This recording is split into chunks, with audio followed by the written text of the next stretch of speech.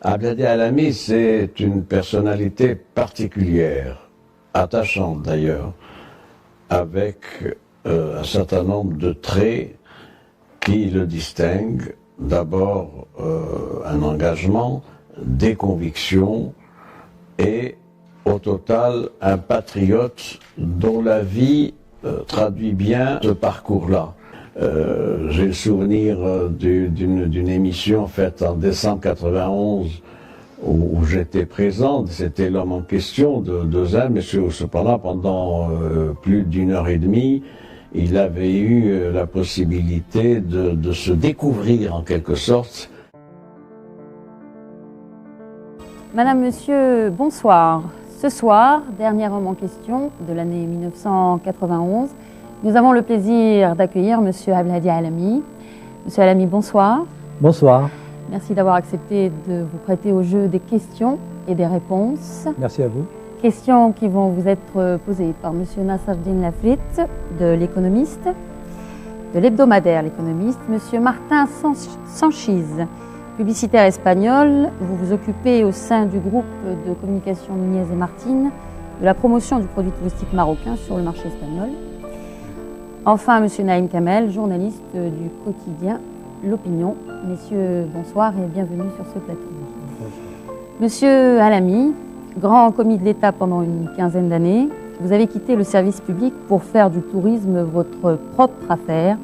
L'un des principaux animateurs du secteur, vous êtes aujourd'hui à la tête de la première chaîne hôtelière du royaume, Dunia PLM, 500 millions de dirhams de chiffre d'affaires par an environ, une capacité d'accueil de plus de 6000 lits. Votre goût prononcé pour l'action, votre audace, vous ont permis de relever les défis difficiles, des défis aussi difficiles que celui du Palais des Congrès de Marrakech, pour ne citer que le plus prestigieux. Vous êtes ambitieux donc, travaillez beaucoup, souvent seul, en dehors du corps professionnel s'entend. Vous n'êtes parti de rien et affichez aujourd'hui des résultats florissants. Diversifiez vos activités, nous verrons lesquelles. À quoi devez-vous votre succès? À votre dynamisme, votre audace, vos méthodes de travail? Je voudrais d'abord vous remercier infiniment de m'avoir invité ce soir. Je voudrais aussi vous dire que je ne suis pas vraiment un homme de communication directe. Je demande donc votre indulgence à vous et aux téléspectateurs si mon expression ou si je mets à un moment donné un détour d'expression, un peu de passion dans ce que je dirai. Mais ce que je peux vous assurer, c'est que je vous dirai tout avec beaucoup de transparence, comme cela est connu chez moi et dans le groupe que j'aime. Je pense que l'un des moteurs essentiels de l'entreprise, c'est le désir de faire quelque chose. Les gens, les agents économiques les plus remarqués sont ceux qui sont motivés et qui aiment ce qu'ils font. Et quand ils aiment ce qu'ils font, ils le font bien. C'est un patriote parce que il a toujours pensé qu'il fallait faire quelque chose pour ce pays, pour le Maroc. C'était la formule, on s'en souvient, du président Kennedy. Ne dites pas ce que vous attendez de votre pays, mais dites ce que vous allez faire pour votre pays. Et c'est un parcours qui se décline suivant un certain nombre de phases que je vais évoquer. D'abord, il a vécu dans l'atmosphère effervescente de l'indépendance et des années qui ont suivi l'indépendance, et ça, c'est un fait qui l'a beaucoup marqué. Et c'est sans doute cet élément-là qui a contribué à structurer sa personnalité, c'est-à-dire servir l'intérêt général, mais l'intérêt général est entendu au sens des intérêts supérieurs, c'est-à-dire du Maroc. C'est aussi un homme qui est profondément attaché au Maroc. Sur ce plan-là, tout ce qu'il a entrepris, c'était pour servir le Maroc. Sur le Palais des Congrès, il faut relever les performances exceptionnelles qui ont accompagné la réalisation de ce palais. Il a été construit en 18 mois, dans des conditions tout à fait remarquables d'efficacité, de diligence et de suivi. Et je puis témoigner qu'Abdadi El-Ami était présent, c'était un véritable chef de chantier sur place, avec tous les corps de métier, partageant avec eux évidemment le quotidien, sans oublier évidemment les architectes, les bureaux techniques, les entrepreneurs. Sur le chantier, jour et nuit, et tellement on voyait une activité fébrile, et ce n'est certainement pas par hasard que ce congrès s'est terminé si rapidement. Et donc vraiment, je crois de partout dans le monde, les félicitations afflueront, et je crois que vous, Marocains, vous pouvez être vraiment fiers de ce que vous avez réalisé. Peut-être il faut commencer par son parcours. Il a un parcours universitaire et il a fait une licence en droit à la faculté de droit de Rabat, il a passé le concours d'inspection des finances et il a été inspecteur des finances. Donc à ce titre-là, une période où ce département était un département important, un département, j'allais dire, régalien, d'entreprise, d'édification d'un État et d'une économie. Il a dirigé par exemple Maroc Touriste pendant une bonne dizaine d'années. Et c'est à partir de ce passage-là, de plusieurs années au sein du département des finances, mais dans ce qui est du secteur du tourisme, qu'il a dirigé Maroc Touriste et qu'il a décidé ensuite de basculer, si je puis dire, dans le secteur privé, toujours avec l'idée de promouvoir ce secteur touristique qui à l'époque n'était pas considéré comme prioritaire compte tenu des éléments qui se posaient à l'époque dans les années 60 et 70 à l'économie nationale. Pourtant, il a été un pionnier, et il a commencé donc sa carrière comme opérateur international de gestion et de promotion hôtelière, avec un partenaire étranger qui était Elie de Rothschild, et il a mis en place donc des sociétés de gestion. Il s'est vu confier des sociétés de gestion de l'État, notamment donc la société Dounia Hôtel PLM qui comptait près d'une vingtaine d'établissements à travers le Maroc. Et cette expérience-là a duré une quinzaine d'années, de 1976 à 2000. Il a aussi élargi l'activité touristique à des secteurs connexes, notamment Dounia Transport, Top Voyage, d'autres sociétés de groupement d'entreprises, etc. Autre point que je voudrais relever aussi, pour ce qui est de la personnalité culturelle d'Abdadi El-Ami, c'est un homme, je l'ai déjà dit, qui est ouvert sur la presse et qui continue à être ouvert sur ce secteur-là, avec même un pôle média qu'il a monté. Et puis, il y a aussi l'édition, qui est l'autre facette de la culture, à côté de la presse. L'édition, il a publié un certain nombre d'ouvrages. Le premier d'entre eux, évidemment, par nature, si je puis dire, a été consacré au secteur touristique. C'est Le tourisme, l'éternel espoir. Ouvrage qui a été publié il y a une vingtaine d'années avec la mise à plat des problématiques posées à ce secteur-là, à cette industrie. En le relisant, on peut voir que de nombreux aspects posés dans ce livre-là gardent toujours leur actualité. Il y a ensuite 4 autres livres en arabe cette fois-ci. Le premier d'entre eux, c'est Bidayat al-Kalam, c'est-à-dire le début de la parole. Ça fait penser d'ailleurs à cette phrase, au commencement était le verbe, si je puis dire. Il y a également un recueil de poésie, et oui, un recueil de poésie à Chouar.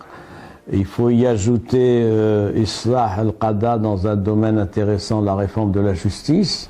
Voilà donc les débordements culturels d'Abdadi El-Ami qui sortent de son champ de compétences et de spécialisation et qui débordent sur un secteur régalien, secteur de la justice et comment elle fonctionne et qu'est-ce qu'il faut en attendre. Sans oublier Qasr al-Mata'ib, donc en 2 volumes, volume 1 et volume 2, qui est une histoire, qui est une encyclopédie sur le palais des congrès, comment ça a été fait, comment ça a été réalisé, qu'est-ce que ça représentait dans sa vision touristique du royaume. Dernière facette de la personnalité complexe et plurielle d'Abdel Alami, il s'est risqué, si je puis dire, à investir le domaine de la chanson marocaine. C'est ainsi qu'il a été le producteur de deux chansons. L'une, c'est Sidi ou Sid Siadi, et la deuxième, c'est Hnaf al-Maghrib. Sidi ou Sid Siadi, Malikna rfia al-shan, النخوة وحب البلاد وشعب والوطن. سيدي وسيد سيادي ملكنا رفع الشان، نخوة وحب البلاد. الحبوة لاقي مصان، ملك الكبير والصغير وأطيب إنسان. C'est vous dire que c'est de découverte en découverte, dans des domaines inattendus, que peut être appréhendée la personnalité d'Abdel Alami. Il a continué après ça dans un certain nombre d'entreprises et de réalisations touristiques à Agadir, à Ouarzazate. Ça tient à son état d'esprit, bien sûr, mais ça tient aussi à sa volonté d'être partie prenante dans le débat national. Il y a également un autre élément à relever, avec deux domaines particuliers. Le premier domaine, c'est le domaine associatif. C'est un homme qui a été très actif dans le milieu associatif, en encourageant des associations, donc en étant sponsor d'autres activités, en animant également des associations, en apportant aide et assistance à des jeunes porteurs de projets, mais également, au-delà du domaine associatif, il y a le domaine politique. Il a été un homme engagé dans le débat politique national. Il était responsable du Rassemblement national des indépendants pendant des années à Marrakech, se distinguant par une écoute, par une disponibilité auprès des militants de ce parti et de ses cadres. C'était une voix qui était prise en compte au niveau de la direction de ce parti du RNI. Tout ça pour dire que le spectre est large. Le spectre est large quant à la personnalité d'Abdel Alami, entrepreneur, promoteur touristique évidemment, mais aussi un homme ouvert, un homme de dialogue, un homme de principe. Un homme de principe. Sur ce plan-là, il a des valeurs fondamentales. Il est attaché à une éthique politique. Il est attaché aussi à une éthique même dans la vie des affaires. Et sur ce plan-là, je crois que c'est important. Je voudrais ajouter un autre point, c'est que Abdel Alami, c'est une marque. Il y a beaucoup de promoteurs touristiques, évidemment, mais il a sans doute, me semble-t-il, une place à part dans ce groupe, dans cette élite d'affaires, parce que il y a en lui des ressorts profonds. Il ne s'agit pas simplement pour lui de faire du business. Il sait le faire et il le fait bien. Il s'agit aussi d'être un acteur dans la vie sociale et la vie économique du pays. Sur ce plan-là, je dois dire que il y a en lui des qualités exceptionnelles, que j'ai pu apprécier ayant été proche de lui en différentes circonstances, même dans des relations de travail. C'est quelqu'un qui ne s'arrête jamais. C'est toujours un esprit en alerte, qui n'arrête pas, qui ne prend pas de vacances, qui continue à travailler, qui continue à penser projet. Vous savez, je vais faire quelques confidences. Peut-être qu'il m'en voudra pas. Je lui avais posé une question une fois. Je lui ai dit quel est le grand projet que vous auriez aimé mener à terme. Sa réponse a été celle-ci: concevoir et bâtir une ville. Voilà bien un trait particulier de la personnalité d'Abdelhadi Alami. Il y a aussi un autre aspect dans la personnalité d'Abdelhadi Alami, c'est que il porte haut le drapeau national. Il y a chez lui une fibre, la fibre est générale, c'est la fibre de tous les Marocains, mais je serais tenté de dire que c'est un Marocain plus. Un Marocain plus, c'est-à-dire avec davantage d'engagement, payant de sa personne, payant de son argent pour mettre en œuvre des campagnes, des opérations médiatiques ou autres, et pour réagir. C'est quelqu'un qui est un homme de dialogue, évidemment, mais pour lui, le dialogue doit être ouvert et ne pas interpeller ou être susceptible de remettre en cause les fondamentaux du royaume. Sur ce plan-là, donc, c'est extrêmement important. Il faut également noter un autre point, c'est que il a un esprit d'entreprise infatigable. C'est-à-dire que tout le temps, après avoir fini un projet, il a en tête un deuxième ou troisième projet, un aménagement, des résidences. C'est comme ça qu'il a, par exemple, il y a une dizaine d'années, réalisé un grand hôtel à Agadir qui s'appelle Hôtel Prestige. Donc il a pensé cela parce qu'il a estimé qu'il fallait tirer le tourisme marocain vers le haut de gamme et même le très haut de gamme.